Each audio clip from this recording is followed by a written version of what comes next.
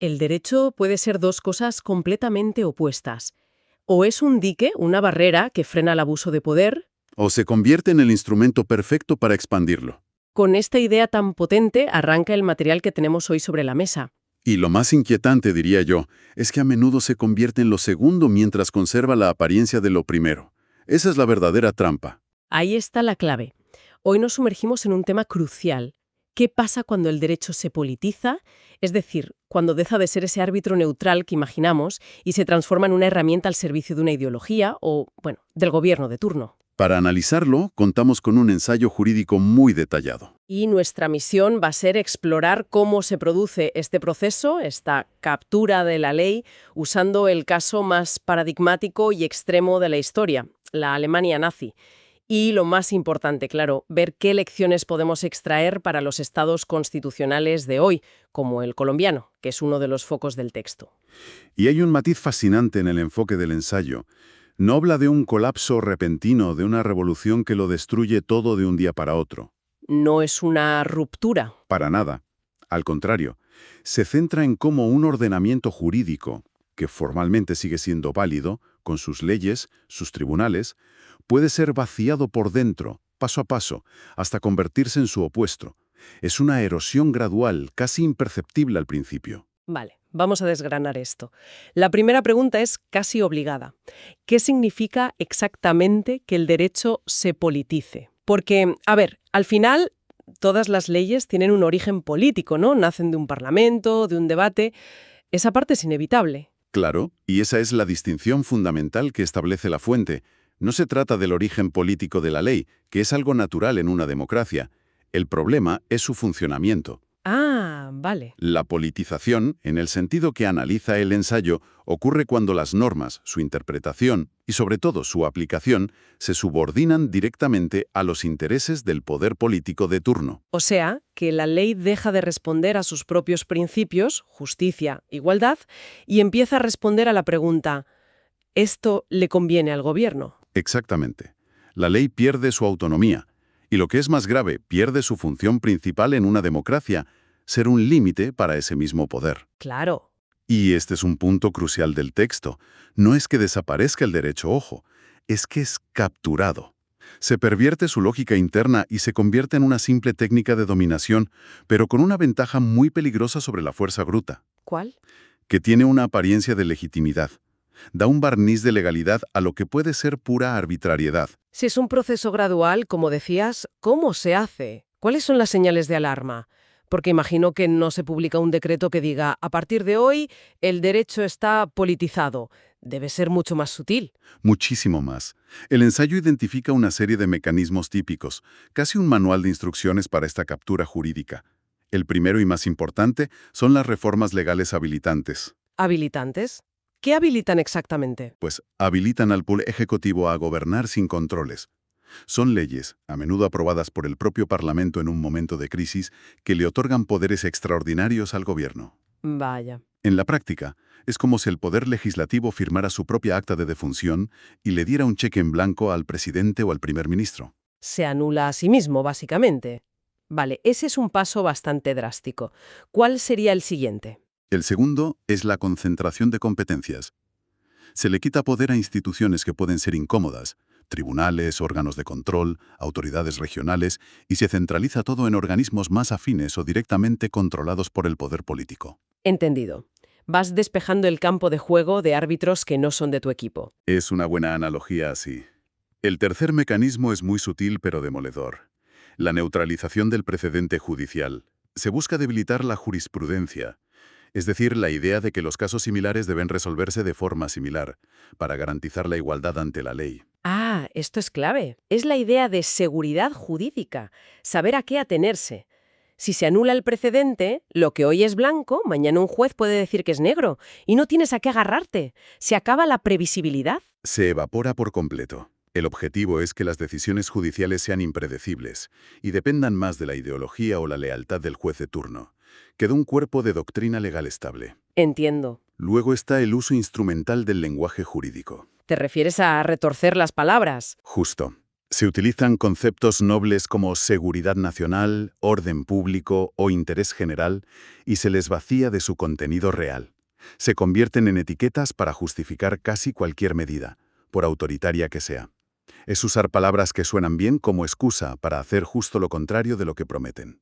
Una especie de caballo de Troya semántico. Y el último mecanismo. Supongo que es el más directo. El más directo y el más burdo. La cooptación o intimidación de los jueces. O nombras a jueces leales al régimen en las altas cortes. Convirtiendo la elección en un reparto de cuotas de poder. Eso es. O presionas y amenazas a los que ya están para que fallen a favor del gobierno. Cuando todo lo demás falla, vas directamente a por el árbitro. Y supongo que el ensayo no elige el caso de la Alemania nazi por casualidad. Ahí es donde toda esta teoría se pone a prueba de la forma más brutal, ¿no? Claro. Lo primero que me sorprendió del texto es que el nazismo no surgió en un vacío legal.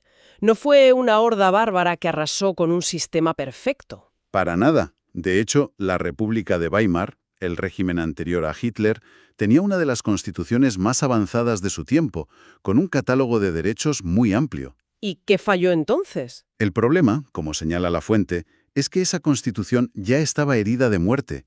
La brutal crisis económica, una polarización política extrema y, sobre todo, el uso constante y casi normalizado de los estados de excepción por parte de los gobiernos previos habían erosionado profundamente el Estado de Derecho antes de que Hitler llegara al poder. O sea, que el terreno ya estaba abonado para el desastre. La casa ya tenía grietas por todas partes. Unas grietas enormes. Y en ese contexto llega el punto de inflexión que marca el ensayo. La llamada Ley Habilitante de 1933. El nombre oficial ya es para nota. Ley para remediar la miseria del pueblo y del Reich. Suena hasta bien intencionado. Un rescate nacional. Como suele ocurrir. Pero esa ley, aprobada formalmente por el Parlamento alemán, con la oposición encarcelada o intimidada, claro, hizo algo radical.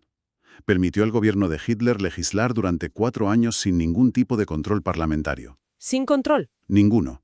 E incluso permitía que esas nuevas leyes se desviaran de lo que decía la propia Constitución. Espera un momento, es que es alucinante.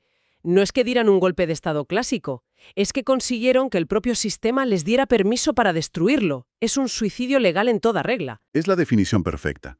El derecho no fue ignorado, no fue abolido por la fuerza. Fue utilizado como la herramienta precisa para demoler el orden constitucional desde dentro. La legalidad se usó para matar a la propia legalidad.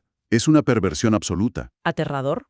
Pero, ¿qué pasó con los jueces? ¿Con los tribunales? ¿Fueron todos destituidos y reemplazados por nazis convencidos de la noche a la mañana? Me cuesta creer que fuera tan simple. El ensayo aclara que el proceso fue, de nuevo, más útil. Formalmente, la estructura de los tribunales se mantuvo en gran parte. No hubo una purga masiva inmediata de toda la judicatura. Entonces, ¿qué cambió? Lo que cambió fue el principio que regía su actuación. ¿A qué te refieres? A que la independencia judicial, esa idea sagrada de que un juez solo está sometido al imperio de la ley, fue reemplazada por un nuevo criterio, la lealtad política. La interpretación de la ley ya no se basaba en el texto de la norma o en los precedentes. El criterio de validez era su conformidad con la ideología nazi, con lo que llamaban el sano espíritu del pueblo alemán. Con lo cual, el juez ya no era un aplicador del derecho, sino un ejecutor de la voluntad política del partido. Exacto. Un funcionario con toga. Justo eso. Si una ley parecía contradecir los objetivos del nazismo, simplemente se interpretaba de una forma retorcida que la hiciera compatible. La norma escrita se volvió irrelevante frente a la voluntad del poder. El juez tenía que ser, ante todo, un soldado político. Entonces, ¿qué significa todo esto? ¿Cuál fue la consecuencia directa de tener un sistema legal capturado de esta manera? La consecuencia más directa y terrible es que toda la maquinaria de persecución racial y política del régimen se llevó a cabo mediante normas legales. Todo fue legal. Formalmente, sí. Las leyes de Nuremberg de 1935, que despojaron a los judíos de su ciudadanía y sus derechos más básicos, eran leyes publicadas en el boletín oficial. Las expropiaciones, las detenciones, la esterilización forzosa, todo se hizo con un barniz de legalidad. El dique no solo no contuvo la inundación, sino que se convirtió en el ariete que derribó la puerta. Es la metáfora perfecta. Lo que debía ser el último refugio de la víctima se convirtió en el vehículo de la injusticia más atroz. Y como señala la fuente, este escenario dantesco dio origen a reflexiones jurídicas que nos marcan hasta hoy. ¿Como cuáles? Después de la guerra, él dijo que cuando una ley es extremadamente injusta, deja de ser verdadero derecho y no debe ser obedecida ni aplicada por los jueces. Introduce un límite moral a la legalidad. Un cortafuegos. Sí. Y por otro lado, esto conecta directamente con la idea de Hannah Arendt sobre la banalidad del mal. La idea de que los monstruos no siempre tienen aspecto de monstruos. Exacto. Su tesis era que personas ordinarias, funcionarios, jueces, pueden cometer actos monstruosos simplemente cumpliendo órdenes dentro de un sistema legal pervertido. La atrocidad se normaliza, se burocratiza, se convierte en un simple trámite administrativo en un expediente. El ensayo, por suerte, no se queda solo en el análisis histórico. Lo conecta con el presente. ¿Qué lecciones podemos sacar para hoy, para nuestras democracias? Pues mira, la fuente sintetiza varias lecciones estructurales, casi como principios de ingeniería institucional, para evitar que algo así se repita. La primera es obvia pero fundamental. La legalidad formal no es suficiente. Un sistema puede tener leyes y tribunales, pero si no existen límites materiales infranqueables, como los derechos fundamentales, todo es papel mojado. Es decir, que el qué se puede hacer es tan importante como el cómo se hace. No todo vale aunque lo apruebe un parlamento. Justo eso. La segunda lección es que la independencia judicial es la columna vertebral de un Estado de Derecho. No es un privilegio de los jueces, es la garantía última de los ciudadanos. ¿Y si se quiebra? Si se quiebra, todo el sistema se derrumba como un castillo de naipes. Y la tercera lección es una advertencia sobre los estados de excepción. Que son necesarios a veces, pero peligrosos. Muy peligrosos. Su uso prolongado o normalizado es como un ácido que va disolviendo las garantías legales. Empiezan como una medida temporal para una crisis, pero corren el riesgo de convertirse en la nueva normalidad. Y el ensayo menciona otros casos además de Alemania, para demostrar que no fue una anomalía única, ¿verdad? Sí, brevemente, para mostrar que el patrón se repite. Menciona la Italia fascista, la Unión Soviética o los regímenes militares en Latinoamérica, que a menudo mantenían una fachada de constitucionalidad. Y el patrón común. El patrón común que identifica la fuente es siempre el mismo. Se mantiene la formalidad jurídica, las apariencias, pero se suprimen los controles reales sobre el poder. Y esto los lleva inevitablemente al presente. El ensayo habla de deriva institucional. No dice que nuestras democracias se estén convirtiendo en la Alemania nazis, por supuesto, pero sí que hay tendencias preocupantes, señales de alarma. Así es. La fuente señala riesgos contemporáneos muy concretos. Por ejemplo, la politización en el nombramiento de los jueces de las altas cortes. ¿Que socava su legitimidad? Exacto. O el uso selectivo de principios constitucionales, donde se elige el principio que conviene para justificar una decisión política ignorando los que molestan.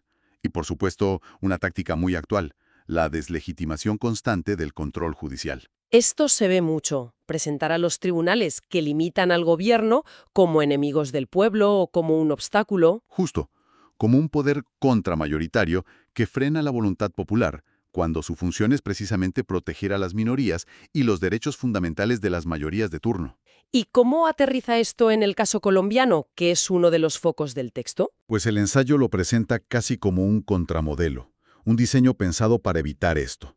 Sostiene que la Constitución colombiana de 1991 está diseñada como un sistema de barreras contra este tipo de politización. Interesante. Menciona principios clave que son como murallas: la supremacía de la Constitución, la independencia judicial y la fuerza del precedente, que busca dar estabilidad. El diseño institucional colombiano, según el texto, es conscientemente antiautoritario. Es una buena forma de cerrar el círculo. El análisis termina con una frase que creo que resume toda nuestra conversación. Dice que la Alemania nazi demuestra que el mayor peligro no es la ausencia de derechos, sino su captura.